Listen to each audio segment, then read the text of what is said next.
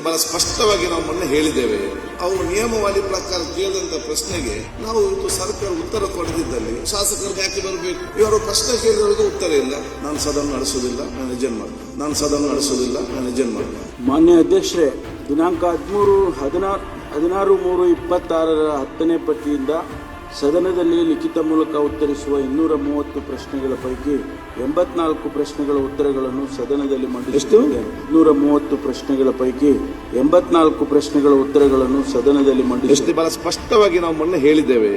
ಈ ಸದನ ನಡೆಯುವುದು ಅದು ಮಂತ್ರಿಗಳಿಗಾಗಿ ಅಲ್ಲ, ಅದು ಶಾಸಕರಿಗೆ ಬೇಕಾಗಿ ನಡೆಸುವಂತ ಅಧಿವೇಶನ. 3 ತಿಂಗಳಿಗೊಮ್ಮೆ ಶಾಸಕರು ಸೇರಬೇಕು, ಅವರ ಸಮಸ್ಯೆಯನ್ನು, ಅವರ ಊರಿನ ಸಮಸ್ಯೆಯನ್ನು ಚರ್ಚೆ ಮಾಡಬೇಕು. ಅದಕ್ಕಾಗಿ ಎಲ್ಲಾ ಪಕ್ಷದವರು ಕೂಡ, ಎಲ್ಲಾ ಸದಸ್ಯರು ಕೂಡ ಪ್ರಶ್ನೆ ಕೇಳ್ತಾರೆ. ಅವರು ನಿಯಮವಾದಿ ಪ್ರಕಾರ ಕೇಳಿದಂತ ಪ್ರಶ್ನೆಗೆ ನಾವು ಇವತ್ತು ಸರ್ಕಾರ ಉತ್ತರ ಕೊಡದಿದ್ದಲ್ಲಿ ಶಾಸಕರು ಯಾಕೆ ಬರಬೇಕು?